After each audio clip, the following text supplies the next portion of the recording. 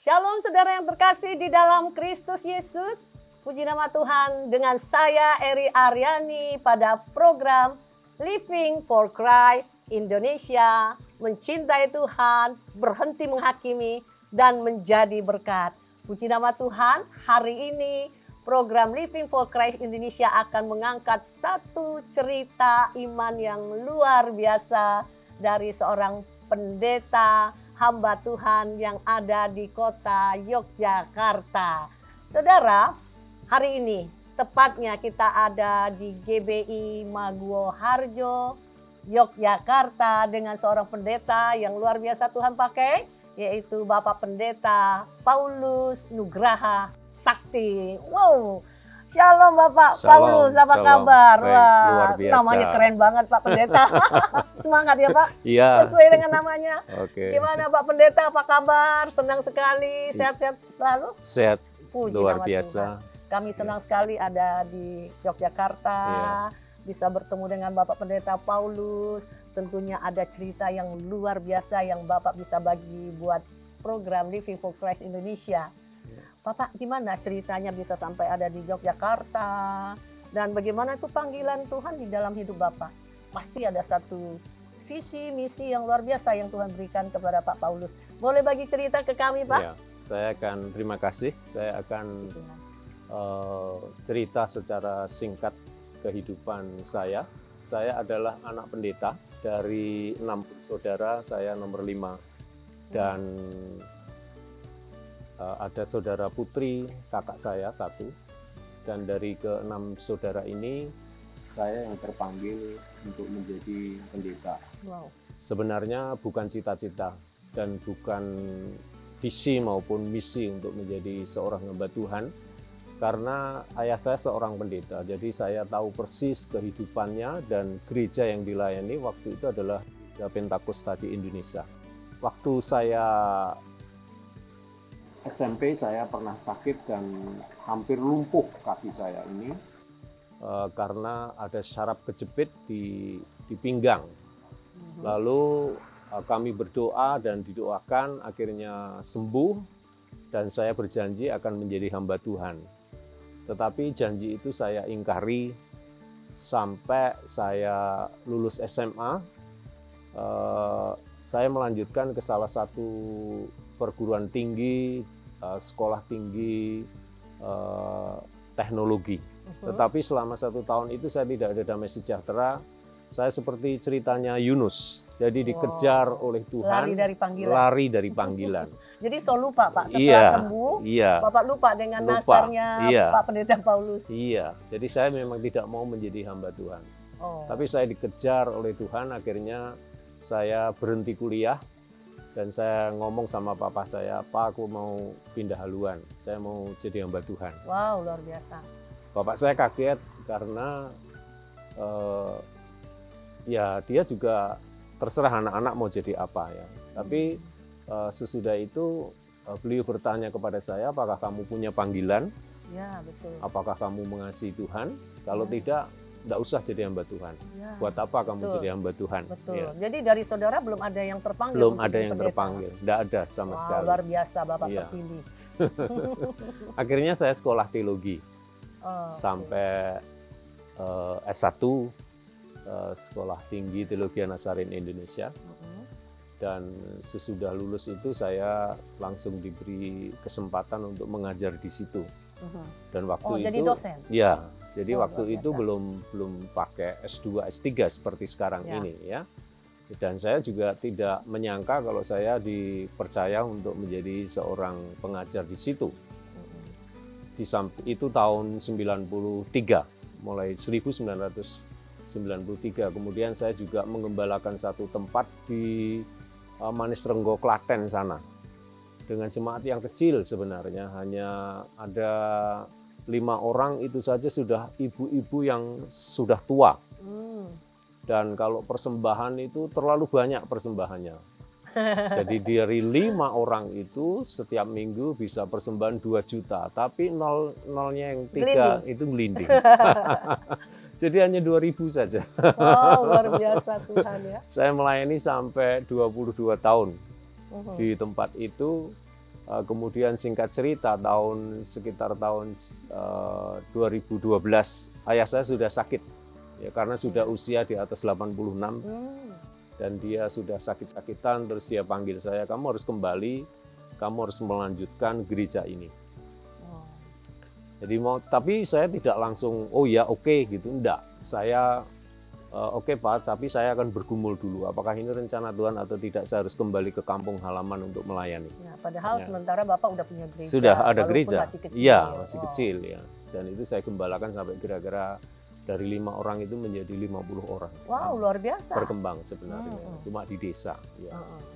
Terus akhirnya saya harus resign 3 tahun kemudian, 2012-2015 saya resign dari kampus, kemudian saya resign dari pengembalaan karena organisasi berbeda. Kemudian saya kembali ke habitat saya aslinya, lalu ke GBI itu tahun 2016 ya. Saya ditapiskan di situ menjadi gembala jemaat menggantikan ayah saya, orang tua, dan ayah saya dipanggil tahun 2019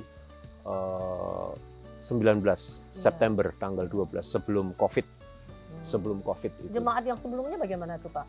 Jemaat yang sebelumnya yang Bapak sudah rintis, ya, 20 orang itu? Kita kembalikan ke organisasi dan ada orang yang diutus di sana. Oh, puji Tuhan. Walaupun ada juga jemaat yang tetap mengikuti ibadah di tempat kami. Oh, iya. Ya, jadi tidak semuanya. Kemudian sejak itu kami melayani sampai hari ini. Tapi sebenarnya gereja GBI Bethesda Moguharjo itu dulunya adalah gereja yang menghadap ke barat. Nah, kami berdoa itu supaya gereja itu bisa menghadap ke selatan, ke jalan raya. Ya, lalu terjadilah gempa 2006. Oke. Nah, dengan adanya gempa itu gereja itu roboh total. Roboh total. Rata. Rata, betul-betul rata. Ya untung orang tua dan kakak saya bisa lari keluar. Puji Tuhan. Dan itu jam 6 pagi. Gempa itu jam 6 pagi. Kemudian dibangun 1 tahun. 1 tahun dan bisa berdiri sampai sekarang ini. Itu adalah gereja hasil gempa. Tuhan mendatangkan berkat, ada yang kasih semen, ada yang kasih kayu, ada yang kasih tenaga, ada yang kasih uang, bermacam-macam. Tuhan turut bekerja, Tuhan mendatangkan kebaikan, ya. Dan sampai hari ini lebih besar. Ya, sampai sekarang ini mujizat terus terjadi. Wow, ya, haleluya. Jadi kami juga tidak mengerti cara Tuhan menolong, karena itu gereja di pinggir jalan dan 24 jam full kendaraan lalu lalang dengan sangat luar biasa. Kita akan bising. Ya, kami hanya berdoa Tuhan tolong supaya ini ada kedap suara, dan Tuhan beri kedap suara. Ya. Lalu sesudah di kedap suara ini panas Tuhan, perlu AC. Tuhan datangkan Tuhan kirim. AC. Jadi enak ya sama Tuhan kita ya Pak. Ya. Tinggal minta sama minta. Bapak kita. Betul, amin, dahsyat. Ya. Sekarang gimana Pak di tangan Bapak penggembalaannya? Ya, puji Tuhan. Maju sekarang, dong mestinya ya. Puji Tuhan. Berapa kakak Pak sekarang? Sekarang sudah sekitar 60 kakak. Wow, luar biasa. Ya, 60 luar kakak. biasa. Jadi Tuhan. Ada sekolah minggu dan kami merencanakan untuk sekolah minggu itu punya ruangan sendiri. Kemudian juga ada kelompok teen maupun pemuda, ya, jadi ada komsel-komsel yang kami. Luar biasa. Ya, itulah bagian ada dari kegiatan pekerjaan sosial apa mungkin untuk memberkati lingkungan-lingkungan gereja? Ada, kami beberapa waktu yang lalu waktu puasa itu kita berbagi kasih dengan memberikan orang yang lewat untuk makan gratis. Wah, luar biasa. Ada juga kita kadangkala anak-anak muda itu membagi makanan untuk anjal anak-anak jalanan itu. Jadi itu yang kita kerjakan. Iya, puji Tuhan. Ya. Tentunya visi misi Bapak ini lebih khusus lagi, lebih tajam lagi. Kira-kira apa yang Bapak rencanakan ke depan, Pak? Untuk visi misi yang Tuhan kasih ke Bapak. Kalau visi misinya, memang visinya itu kita mengikuti pusat menjadi serupa dengan Kristus. Ya, jadi misinya adalah kita ini bagaimana menjangkau jiwa untuk memenangkan mereka, kemudian memuridkan mereka dan memenangkan yang lain. Ya. Amin, luar biasa. Diteruskan ya Pak, semangat ya Pak. Puji Tuhan, iya. Kerinduan ke depan gimana Pak? Kerinduan ke depan apa Bapak punya planning mau memperluas gereja? Nah, ini Apa persoalannya. sudah tidak muat sekarang Iya. dengan 60 kakak? Sebenarnya masih muat, cuma persoalannya gereja itu kena roi jalan. Jadi seandainya jalan itu diperlebar, itu gereja itu tinggal mimbar saja, Oh, habis. rencana ke depannya seperti itu. Nah, rencana kedepannya itu kalau bisa kita naikkan menjadi 2 lantai atau 3 lantai Yes, begitu. yes. Karena kita sudah punya izin gereja. Jadi dan itu sangat susah untuk mencarinya. Iya, Tapi iya. puji Tuhan sudah diberi izin untuk gereja. Oh ya, puji Tuhan. Iya. Kita percaya pasti Tuhan menolong. Amin. Amin. Selalu Tuhan menolong. Amin. Ya kan, Bapak Amin. Pak Pendeta Paulus mengalami mukjizat demi mukjizat. Ebenezer Ebenezer. sampai hari ini Sampai hari dan ini. seterusnya Iya. tetap Tuhan menolong dan menyertai. Amin. Percaya Pak, nanti Amin. gerejanya lebih besar lagi. Amin. Amin. Amin. Puji nama Tuhan, itu kerinduan Bapak ya. Ya, ya. Kita sama-sama dukung dalam doa. Amin. Pak Terima Paulus, kasih. puji Tuhan. Baik saudara pemirsa daripada Living for Christ Indonesia, Pak Pendeta Paulus sudah berbagi cerita yang luar biasa tentunya saudara. Mukjizat demi mukjizat terus terjadi. Dan ada satu kerinduan daripada Bapak Pendeta Paulus di mana menginginkan ada gereja, mungkin ada perluasan, expand sehingga bisa memuat jemaat lebih banyak ya, dan kita harus dukung. Saudara tahu, kita adalah orang-orang yang beriman, kita tahu ini pekerjaan amanat agung daripada Tuhan Yesus. Jangan pernah tidak mengambil bagian saudara. Kalau saudara tidak dikasih bagian untuk mendirikan gereja atau apapun itu, tapi saudara punya dana, saudara punya persembahan kasih yang saudara bisa persembahkan untuk Tuhan tentunya, bukan untuk Bapak Pendeta. Amin. Tapi Pak Pendeta akan pakai untuk memperluas kerajaan Tuhan di bumi ini. Saudara jangan menahan kebaikan daripada orang-orang yang berhak menerimanya, padahal engkau mampu melakukannya. Mari simpan harta kita di surga.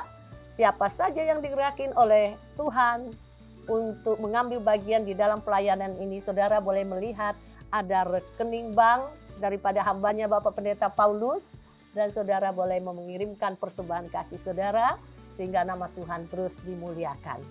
Terima kasih saudara sudah bersama-sama mengikuti program Living for Christ Indonesia, dan kita akan menantikan episode selanjutnya dengan hamba Tuhan yang tentunya Tuhan pakai luar biasa. Terima kasih saudara sudah ikut mendukung program Living for Christ Indonesia, dan terima kasih kepada Terima Bapak kasih, Pendeta Paulus Nugraha Ya, terima Sakti. kasih. Luar biasa, Tuhan pakai semakin dahsyat. Amin. Amin. Tuhan Yesus memberkati. Shalom. Shalom.